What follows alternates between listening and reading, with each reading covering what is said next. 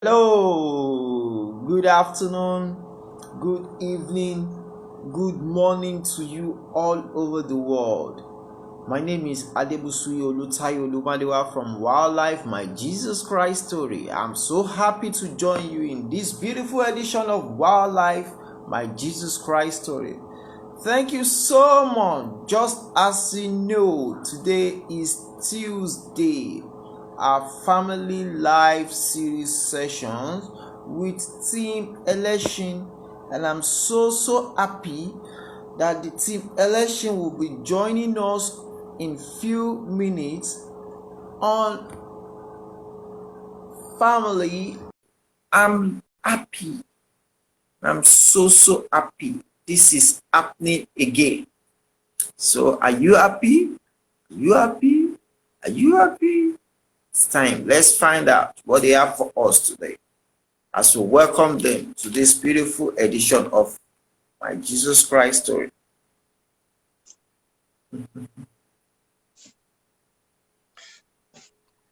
Wow. We're here. Hello. Good evening, sir. How are we Good doing? evening, sir. Very fine. We're good. Good evening. Thank How are you you? so much. Thank you so much. Thank you so much. You see, the grace of God is available. So I believe I'm covered for that 15 minutes grace. Yes, that's fine. That's fine. That's fine. Thank you so much. That's, Thank you so much. how Thank was you your so much. How was your day? How was your day? We thank God. We bless God. Awesome. Getting greater by the day, getting stronger and getting richer by the day. We're actually Yes, planning a conference for Thursday and Wednesday and Thursday, International Youth Conference. okay. Yeah, so and Tomorrow. we're having tomorrow and Thursday. We are Wow. working with some countries. The Finland government is joining us. United States government is joining us, and South African government, they are joining us. So and World Team now also, they are joining us.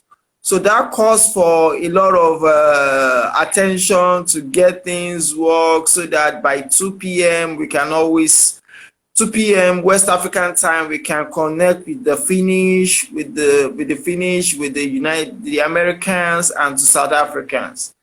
So it calls for a Okay. lot of Nice. real work. But Waohlife, my Jesus Christ story, is ultimate because God Yeah. told me that you must not break, there mustn't be breaking transmission again.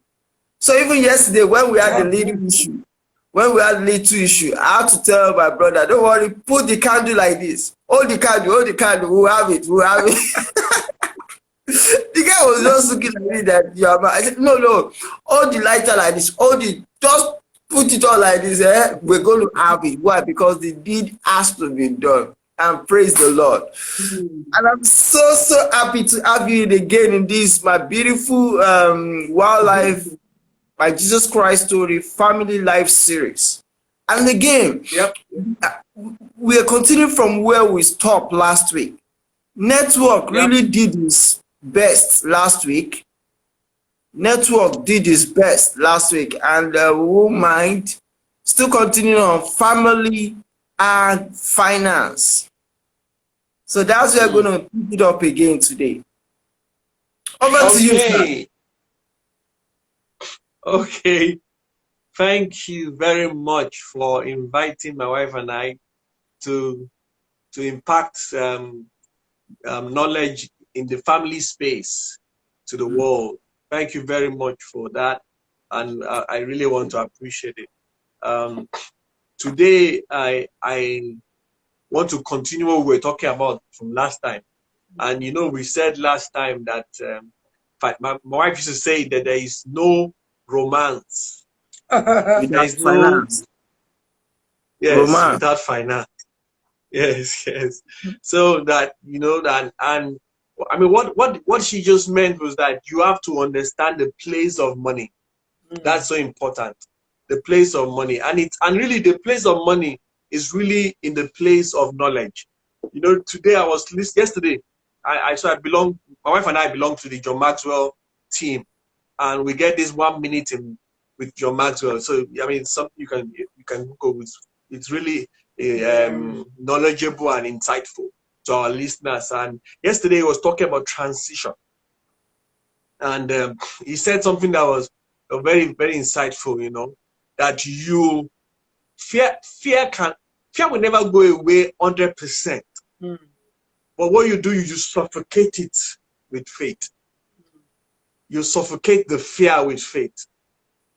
And the way you will be able to grow your faith is through knowledge.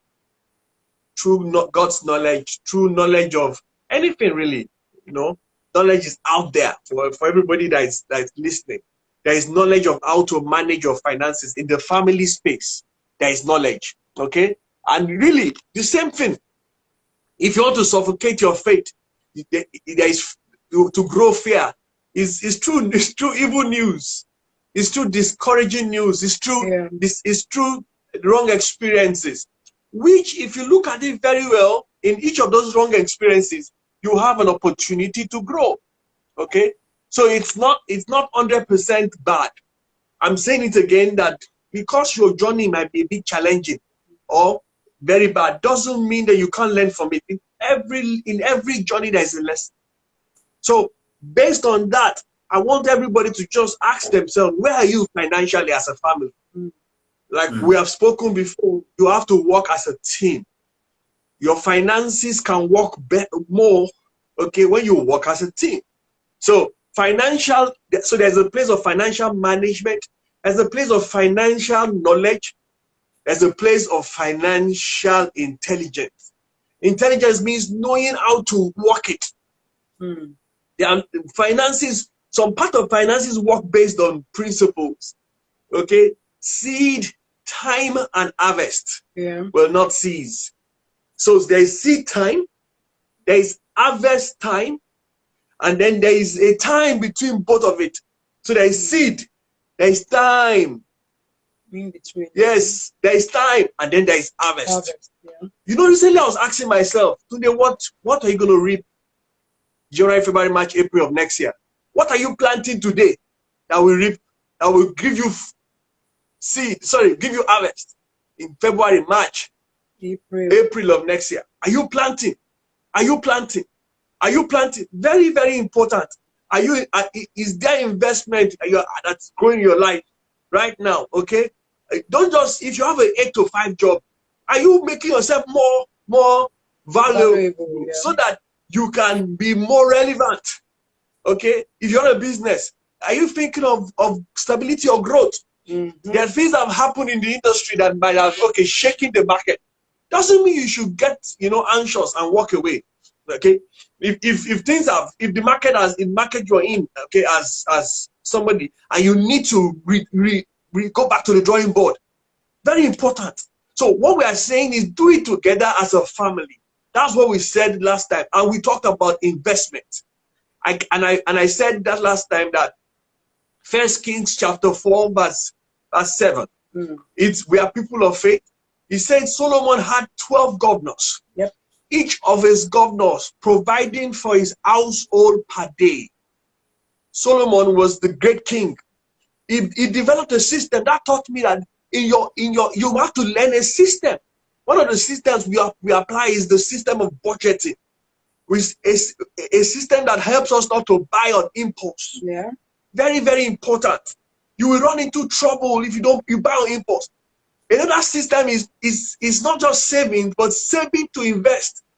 If you save money, the money depreciates. So it's not just keeping money in an account that is important. It is keeping it to get to a point and trusting for an idea you can turn the money around and enjoy the benefit of compound interest. My wife and I did some investments, and it's interesting. If you appreciate compound interest, you will know that God has really made things to work on earth. I'm serious. So we live in Nigeria. You live in Nigeria, we earn naira. You put in 50,000 naira in a business and do it together. Be accountable together. Work the process together. Don't eat the capital as much as possible. Don't eat your capital. Okay, that's so critical. And we're saying when you do that as a family, run based on being prudent and then grow it gradually and then scale up. You see, your 50 naira in 6 months will become 55 naira. Turn it again. In 6 months, it will become 60 naira. And I'm sure you can do better than that in some time, even. I'm very, very sure. Before you know it, you have more capacity to add value to humanity as a family. So it will give you capacity to add value to humanity. Okay, when you grow your capital. Okay, and that's important. I'm saying it again that each family should sit down in this season and say, okay, how do I help my wives? Which one is stronger out there, and how do I grow that part of the business? I want my wife to just talk a bit on that. Wow, awesome. My family system engineer, over to you. Thank you. I'm fine, sir. Yeah, so when it comes to family finance, we believe in doing marriage as a team. You know, people will always say, oh, you are married, you're supposed to be a team. But not every couple is a team. Some people, the husband is going south, the wife is going north, and there is no agreement. One of the passages in the Bible that I love quoting to couples, it's, Amos 3:3 that says, two cannot work together except they agree. So you must agree together as a couple to say, we want to grow our finance. And we said it the last time that if you sit on a one-legged chair, because I had to get financial coaching. We read books, we did a lot of things. My husband is the saver, I am the spender. So I had to learn how to save.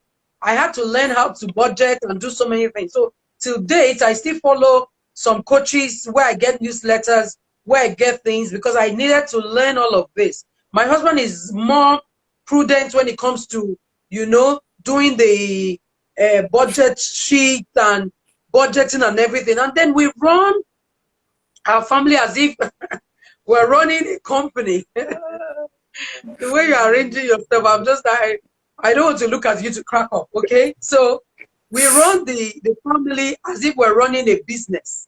And so what we do is every month, we already know that, okay, these are our sources of income because we do it together. So there's no eating thing. My husband works. I have some businesses that I do by the side. I'm a coach. And then I have other things that I do. So what we've tried to do is, how many sources of income do we have? I used to work, but then I stopped working and I became a domestic goddess. So while I was a domestic goddess, my husband was still working. And then we thought of, okay, what can we do? So I had to learn. What can I do? Can I do multi-level marketing? Can I, sell something? And then being a coach, I also write. So my writing became a gift, something we could say, let me write, get my books published and earn some money. So we had to sit down to tell ourselves, we can't live on one source of income. If you go to the Bible, in the book of Genesis, talks about the Garden of Eden being, it was being nourished by like 4 rivers entered into the garden. Yeah. So you have 4 sources. So, and my coach then used to say this word, you cannot sit.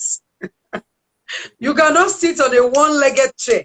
Because if you are just waiting to manage just one source of income, your needs might put stress on the family and the fund. So we needed to grow it. So we started telling ourselves, how do we grow our income? What do we have?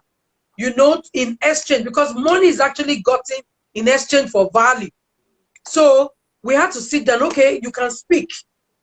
That is a source of income. You can coach. That is a source of income.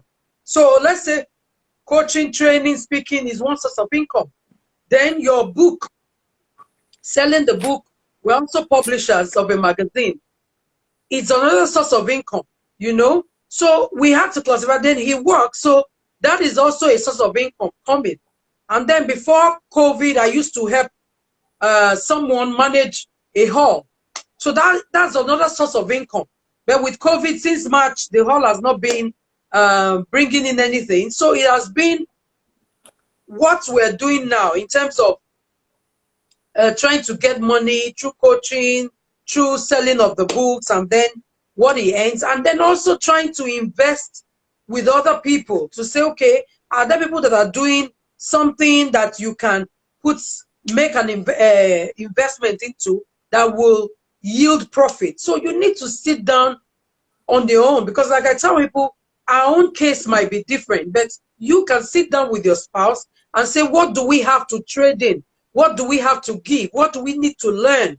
You know, what handwork? If right now people are just living by the basic, as in food, water, you know, you know, the things that very basic things, you know. So what can you do right now that will meet those basic needs? What can you do?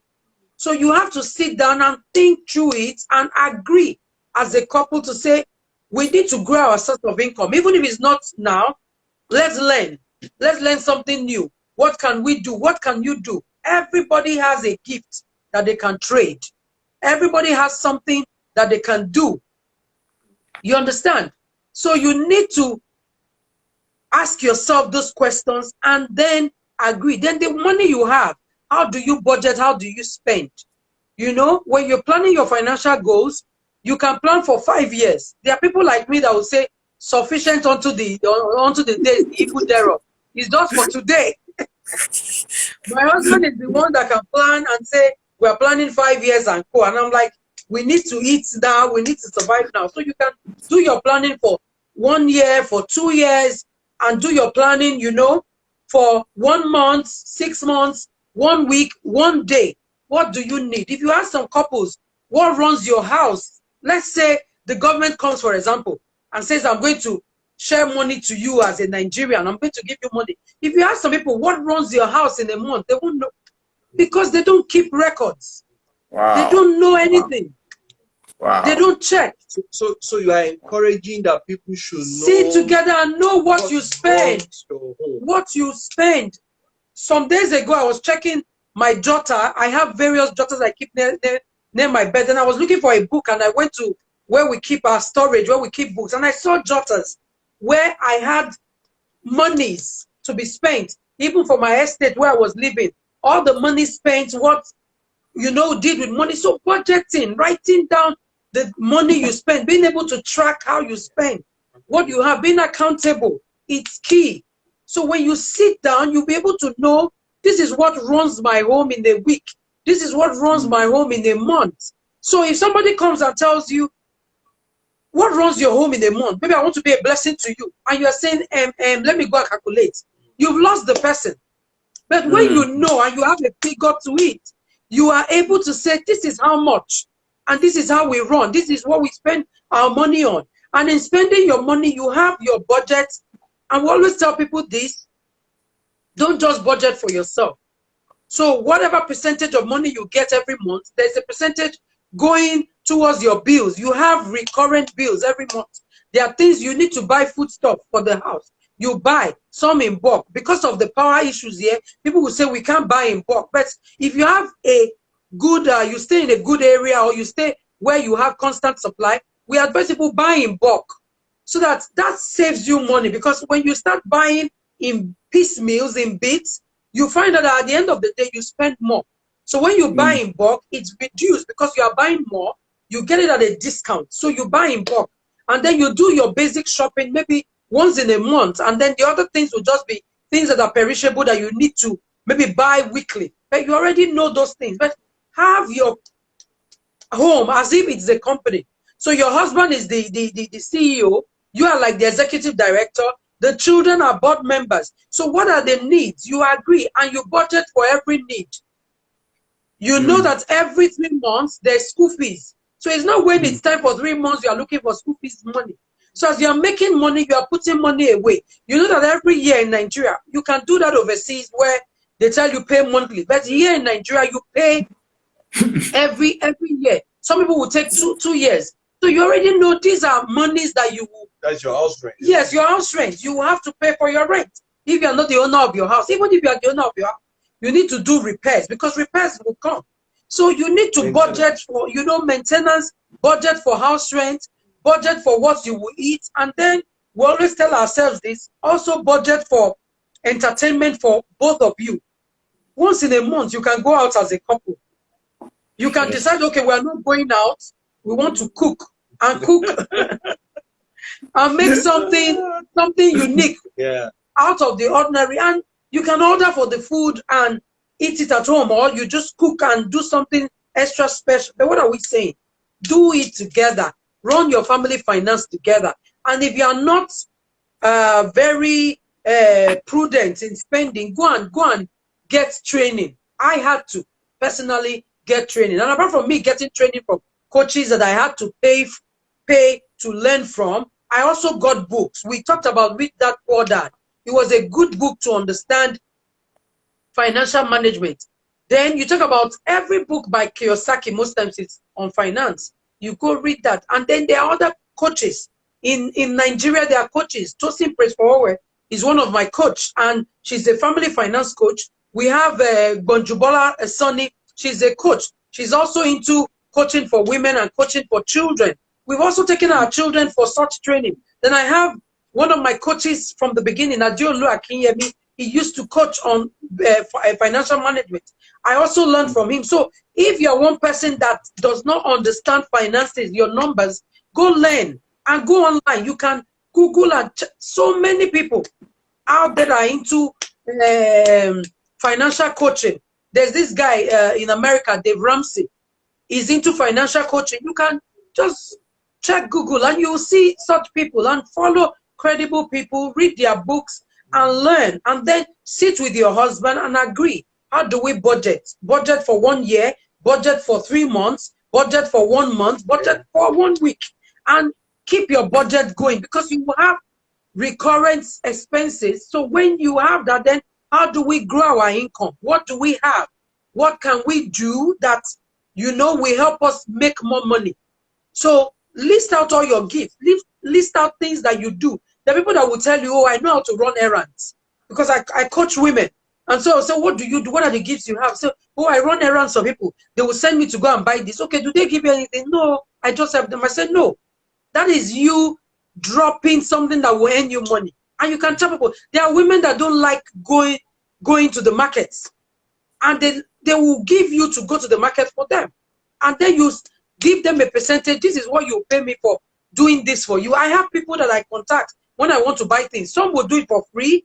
Some will do it for a fee. But you start with free. From being free, it becomes a fee-paying thing. So when you keep doing it, so get yourself together and keep, you know, developing your gifts and then start exchanging it from free to fee. From free to fee. That is it. Oh, from free to free. From free to free. Thank you so much for that beautiful one. Ma'am, I want to ask for a favor, and I want you to tempt me. Should I say it? We don't to make food or what? Should I say it? Okay, ask me what runs my home monthly. Yeah, tell us. What runs your home? Yeah, monthly, weekly. No, don't Let's know. Oh, Mom wants to give me blank check. Dad said no. My Jerry, blessing me, mole. Mom wants to give me.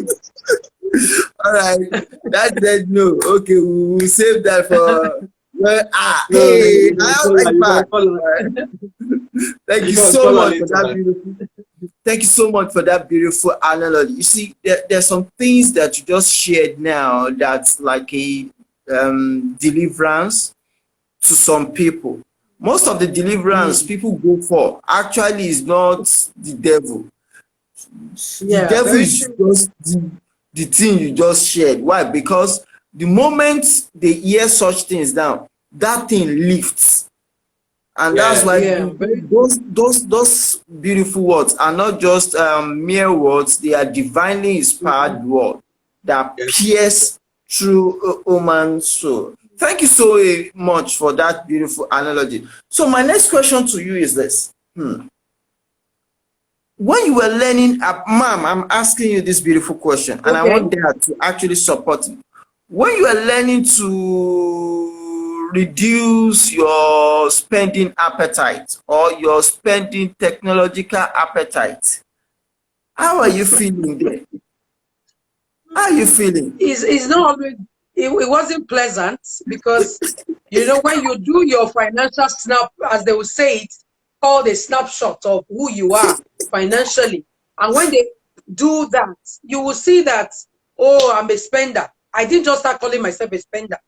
My husband will think before he spends money, but I spend on impulse, and then you have emotional givers where when people come to you, say things, you just give without even thinking.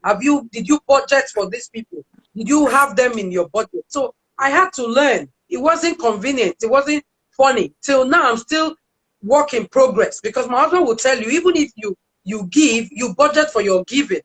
So at the beginning of the month, you tell yourself, I'm giving maybe 10, 20,000 to someone or to 2, 3 people. And if you get those requests, you give. And after then, it's done till the next month. But if you keep giving, you won't even have money to spend for yourself.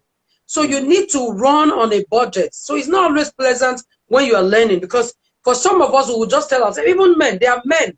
I used to have this friend, interesting human being, that he said every year, he thought because he was the man, he should be in charge of the finance.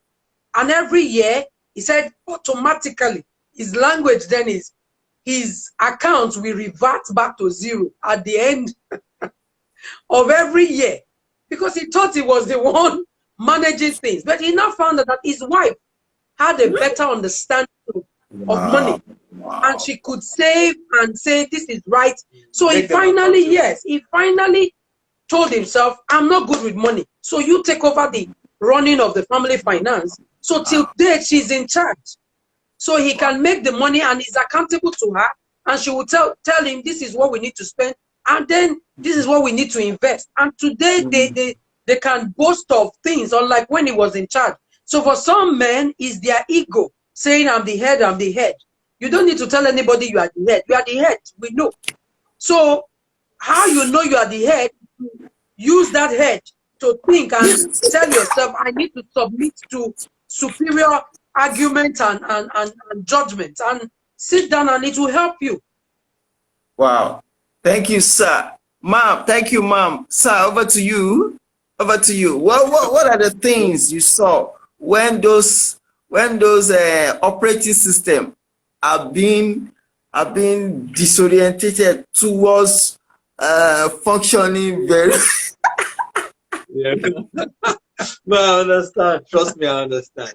And so my wife said you start with free, FREE, to fee, FEE. Yeah. So that's critical. I wanted to drop that down. That please don't always start with getting a service paid for at once. Try and get a brand there. Try and get your brand name out. Try and get your for people to know you rendering that service. Then when you go to fee, they know that there is quality that will come. I just wanted to say that. Second thing I want to say, sir, is that couples should not belittle people's growing 20, 30 years of the grown up before you got married to your spouse. Because that the way they saw daddy and mommy or their uncle or whoever they were with, either spend or save or did how they managed cash, shaped their mentality. And it becomes like, you know how you set cement and you pour cement, it becomes a mindset. Yes, it is so firm. It's a belief that you will be shocked. It's not one day that can break it. It's habits of years. Oh. So the partner. So I want to beg, like me, you have to don't give up on your spouse. Even now, I've come to learn. I have learned over time that it is applied knowledge that gives leverage. Applied knowledge that gives leverage. So if your spouse is not applying the knowledge that you on the table, you will not get leverage. So what is leverage? Leverage is, recently I was in the church I go to. One day somebody's car broke down and we're looking for the wire. You know how to jumpstart the car. And you know, there's these jumpstart cables that people have, and they just, you know, put it in a car and the car starts. But interestingly, one of my friends, I just saw him, he said, Tunde, wait, sorry, I have a automatic jump starting machine. But it's not more than this, very small. It's not more than, not more than half of this book. Wow. It comes, apparently, the people that made it, it's a battery, and they have 2 devices. You don't need another car. He brought it out of his boot, gave it to the person, and sir, you will not believe it. It was just crack, and he started. Wow. That is leverage. Leverage gives you speed. So it is applied knowledge. So what my wife is saying today, no matter how small it is, know your experts. That's the starting point. It is applied knowledge that will give you leverage, that will give you the benefits we're talking about. Okay? My wife spoke about, make sure you have, in the budget, make sure you have enjoyment money. Because we found out that God gives seed, 2 Corinthians chapter 9. He gives seed to the sower and bread to the eater. So listen, sir, you need bread to eat today to be able to sow seed tomorrow. You need bread to eat today to be able to sow seed tomorrow. Wow. So in the family, you must have seasons of eating bread. You must have seasons of sowing the seed. So one person will be more biased to sowing the seed. One person will be more biased to eating bread. Don't be afraid. Don't try and get to all of you sowing seed. If you sow all the seed, you will never eat bread now. Wow. There will be no energy. There will be no energy to move you forward. If you eat all the bread, there is no seed to sow. I don't know if you are getting what I'm saying. Cast your bread upon many waters. After many days, it will come back. It's gone. I don't know. So what I'm saying, sir, is you need both in the family. That's what I'm trying to say. Don't kill your husband because he is a jollof guy, like my wife calls it, enjoyment mama or enjoyment papa. Don't kill your wife, and she loves to spend. Sincerely speaking, it's like there's no crime taking that ice cream once a month. There's no crime. Wow. There's no crime. There's no crime. There's no crime. I'm saving that cash. Okay. Once every time you get an increase, there's no crime. Don't say no. We must buy everything now. If we don't buy, no. That thing that you are anxious about. That thing you're anxious about, that you're pushing your husband to go and buy. Think about it. If you don't pick it up, if you pick it up 3 months from now, will you really die? No, you will not. COVID taught us a lot of lessons. People never believe our lives can be on semi-hold for 3 months. It taught us a big lesson. So what I'm saying then is that the encouragement is look for a balance for that husband and wife. Look for a balance. Make sure there is an attitude of seed sowing and an attitude of bread eating. Very important. That's what I want to say. Thank you. Wow. Attitude of seed sowing and attitude of bread eating. Wow. Awesome one.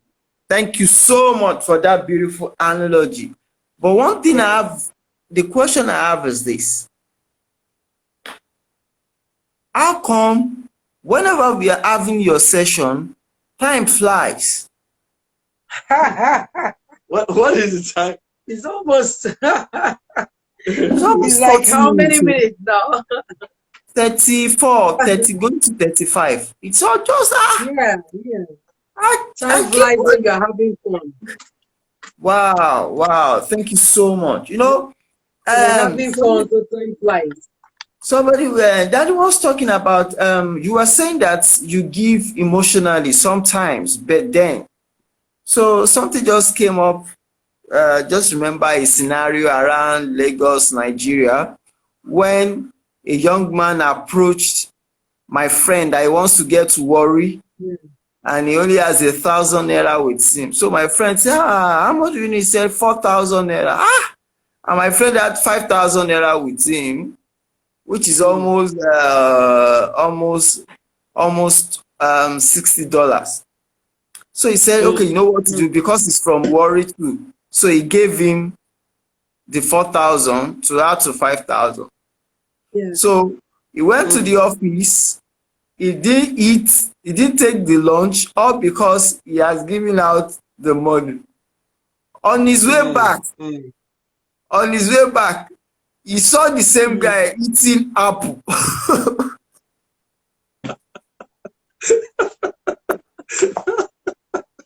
For real. Eating apple. He didn't go anywhere. He couldn't have lunch. Eating apple. And because of the anger, my friend now to her, excuse me, brother, you even show me the same church sticker. Person that does this one does it proper. You see? On the roadside. Yeah. So when he told me, he said, bro T, can you imagine? Me oti apple for almost 2 months or 3 months. So just for you to buttress on what Mom said, that sometimes you give based on emotions and not the truth of the matter. I just shared that.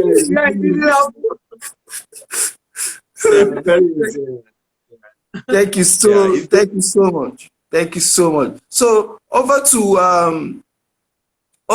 what we've been discussing. Now, sir, when mom starts spending, what's running through your mind then? Anytime she keeps hearing, I just hear buy. What are the things that go through your mind? Very, very uncomfortable. Very uncomfortable. Wow. I just can't understand it. Why is somebody behaving like that? So that's how I now said, okay, you know what? I used to do budget alone myself. We now do the budgeting together, meaning this is what we need to spend for. And don't tell me that, so when we do that, you cannot go outside it. Okay, but we also keep allowances, so that's important. So how do we do that? We have things we want to budget for in the house. Then we also have things that are long term that are going to eat us, like maintenance of the car, house rent, school fees every 3 months. So after we've accounted for that, I make sure that there is an amount of cash that my wife, anything she likes, she can do with it. I have something too. Anything that I can also spend. That allows her to still flex, still have a bit of suya, a bit of suya, or pepper soup. Whatever I decide to do with it. Yeah. Pepper soup. Yeah. Along the street, somebody just hears the smell, the aroma. I said, and she's on the island, and she goes all the way to Ikeja to go and buy pepper soup. Father Lord. Is it true? Is it true? Don't mind him. It's cheesy. But what I'm saying is that you need that, and you know why you need that sometimes. That's when I was thinking, Lord, how can my wife just stop spending? And God told me today, you need that. You need this. You need the bread to have energy to sow the seed. Wow. Hallelujah. That's how I got that understanding. Before I thought, no, everybody will have to be prudent and save for tomorrow. And I went to read again. Please go and read that scripture. He gives seed to the sower and bread to the eater. It's the same place. He gives seed to the sower and bread to the eater. Wow, that's a rich one. Thank you so much for sharing that. I know the plan that mommy is actually doing then. I won't tell you now, except I know I know a plan. Do you want me to say it, sir? You don't have plan. I know a plan. You don't have Our plan. plan was Okay. that maybe you came to my house and I gave you transport fare. Let me collect all my money back. You're right, you're right. Let me get all my money back. She paid my transport, you're right. She paid my transport. I'm grateful. I'm grateful. Mom was now using, Mom was now collecting 100 food, 1 billion food. I'm not even, but I'm not collecting. You're not Now collecting. that you reminded me, I need to collect. Collecting 100 billion food. God day, Sha, God day. Thank you so much. Thank you so much. Thank you so much. Thank you so much. In fact, it's an honor to actually have two of you at the same podium sharing about finance. I was discussing with somebody today about the Family Life Conference and what they face we would like to talk about. And the guy was telling me that area finance Madago. I was like, they said, finance should be the first thing. So I realized that those are key things that families actually that is actually eating family hard. Now, this now takes me to my next question. Domestic goddess. How does those work? Okay. Domestic goddess. Good. Okay. For me, let me put it. Yeah, I changed. You know how it is when we call ourselves here in Nigeria, we are housewives.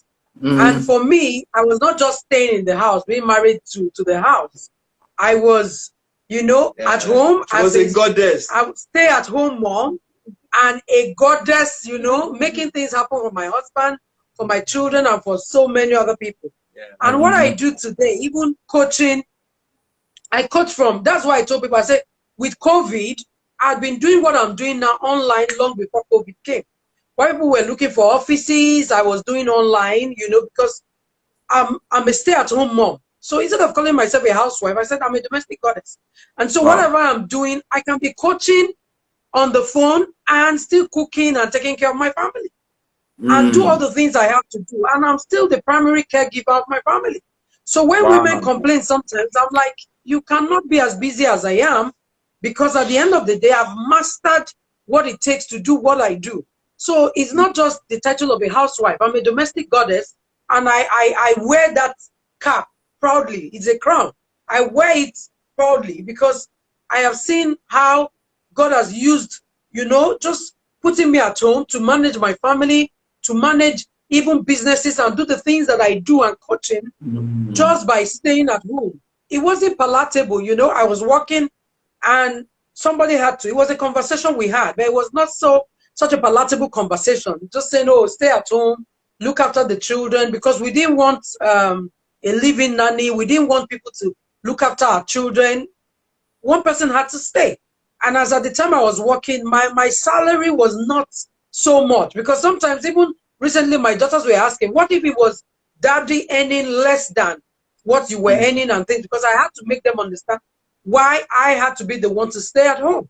And when I said, no, I have men that I know that have stayed at home and they started working from home until date. And they were like, name one man. And I gave them some names, including Fela Durotoye, saying how when the wife was growing her business and everything, just so they will understand, so that they don't take it that what I did, it's common to women. No, there are men too that have made those sacrifices, that have become, domestic gods in their own way, and they stay at home because they have their time and they can manage their business from home. So it's not just for you to sit at home and do nothing. Everybody has value to give. Everybody can be productive. Everybody can make things happen. So the excuse of, oh, I'm a housewife and I can't be, if COVID has taught us now, people are working from home. And by the time everything returns to normal, a lot of offices won't open. They won't open because COVID has taught you you can save the space of rent and work from home. So that is it. So in addition to what my wife has said, sir, though one party is at home, the other party has to do a lot of appreciation. So like, I'm super grateful, I say I'm grateful to my wife for spending her energy, her time, her wisdom, her knowledge, her prayers, okay? Staying around the children. Sir? No, continue. I'm asking. I said, is it true, mommy? Oh, yeah. He's trying. He still needs to do more. I'm super grateful. I'm super grateful. I'm really super grateful. You know? I'm super grateful. And one of the things that I've told my wife, and she can testify to it, that I made sure I don't delegate my time, my resource, or my instructions. Very important. So that's critical. So though one party is investing in the children, because raising children is really critical. I give an example. My son saying he doesn't wash plates because daddy doesn't wash plates. Wash plates.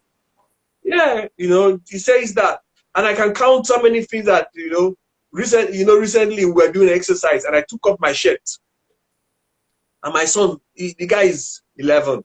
He took off his shirt. He virtually took off his shirt. I wasn't wearing. I was really uncomfortable. I was exercising. I took off my I only left my short knicker, and he did exactly the same. Wow. Yeah. So I'm saying that your children, they will do what they see, not what they hear.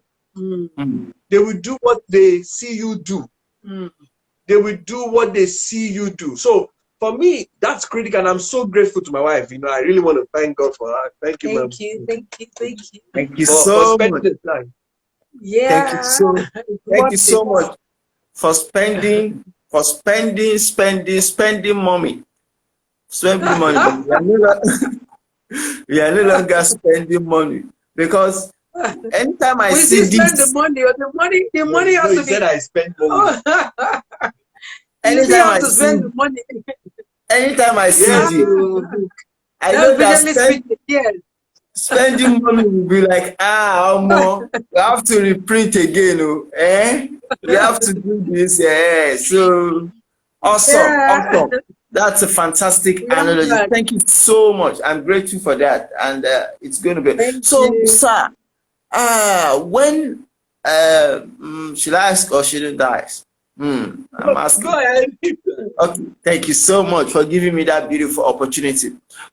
When you were 7, did you notice any trait of spending technological money? Interestingly, not really. Am I right? I'm not a spendthrift. The thing is, why we say spend, every family, I say it without apology. There's a spender and there's a saver. And then, like I will tell, it's just like the two of us. If it comes to business, my husband is risk adverse. He doesn't take risk. I grew up with risk, you calculate very, very small. I grew up with entrepreneur parents. He grew up with his parents being civil servants. Yeah. So where you grew up gives your mentality to money. So I saw money. I saw money at a very early age because my parents were quite well-to-do and things like that. So for me, being the first, my home also ran as per expenses. This is how we budget. This is how we do this. So it's the same thing I do now, but in a different scale, a bit changed. But with my husband, knowing that, this is how we live. Because when you are an entrepreneur, it's different from when you're a business person, how you spend and everything. So right now, I am better in terms of, emotionally, as per being an emotional giver, I am a kind person. But people also take advantage of my kindness to come, if I cry to Bridget, she will give me this and that. So, but because I have now grown and have been taught, I don't do that. I still give, but not as foolishly as I used to, where people would just see you as ATM and just come swipe you out, So it's it's as a result of growth. Because the truth is, every time there's money, there will always be things that will come up for you to spend the money on. But if you give the money a direction, and that was what my husband taught me, to say, you don't just spend. We talked about the account we opened one time, where we said any money that comes in that was not planned for will go into this account. that became liberation for us. Because before, if those monies, we get them, what will happen is, oh, what we wanted to buy, we couldn't buy, we'll buy. But knowing that even at the time we were buying those things, we didn't need them. So when it now came to, oh, keep this money. So you go, you speak somewhere, they give you something, you put it there. You get maybe a bonus or a salary raise or something, you put it there. Before we knew what was happening, that money had gone up. So what am I saying? It's a case of us knowing where we are coming from and how do you curb the excesses.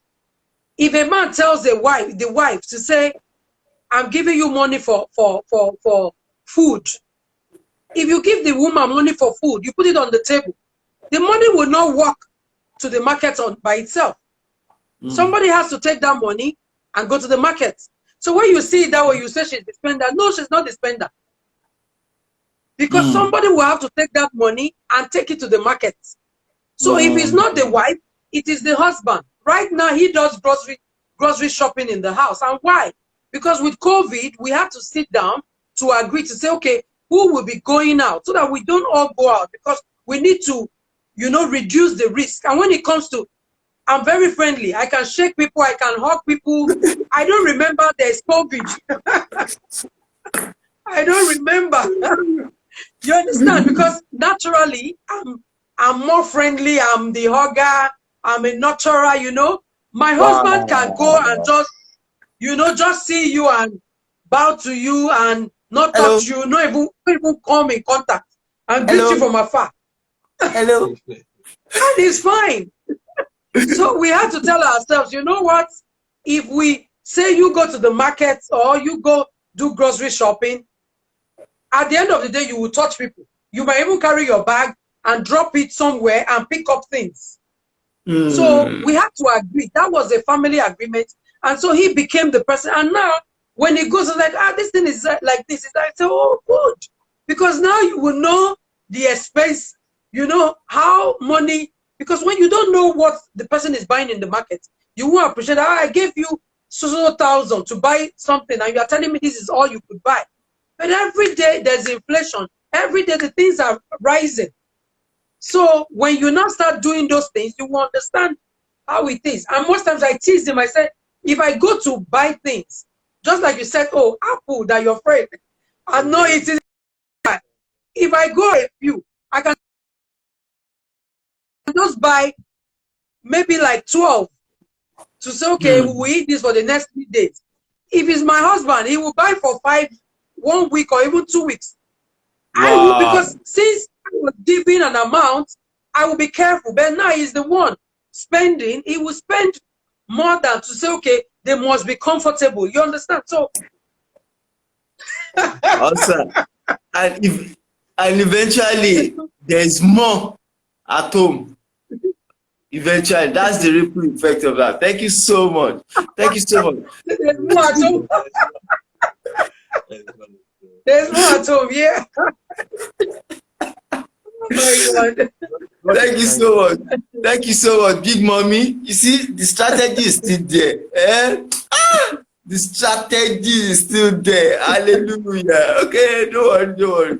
It reminds me of Peter J. Daniels that went to Australia to have a program. And they said, okay, this program, you can't go in with your wife.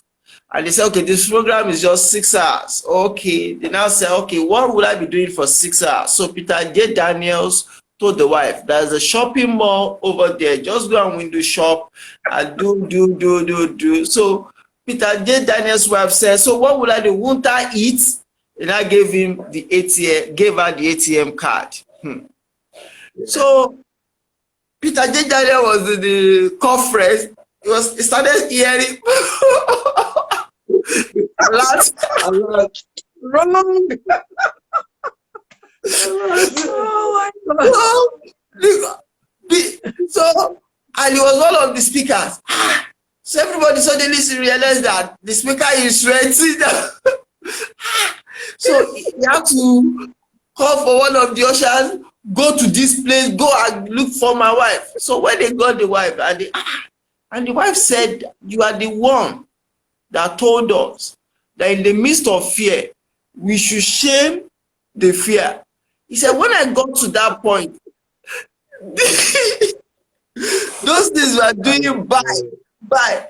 And you taught us that we should calling your name. we should share the fear. And I did what exactly? So he said, where is my ATM? He collected his ATM. So those are some of the beauty of couple. And you know, the amazing part was that it was a Christian gathering, and Wow. thousands of people are looking at him. So he can't flare up. He had to just stomach. I think I need to practice that, please. Let's practice. But awesome. So thank you so much. Thank you so much for this wonderful evening. 56 minutes, 53 seconds, going to 58 minutes. So yes, your final words tonight, sir. So my final words is plan together. That's what I want to ask every couple. Please do it together. Okay? Thank you. Don't be afraid. Don't be afraid. Don't be afraid. For me, is look inwards and see what you have to exchange for value. You know, look at yourself, sit down and plan together, think through it, and invest together. Whatever you have as a gift, see how you can trade it for more income, so that at the end of the day, you can live the life you both desire to live.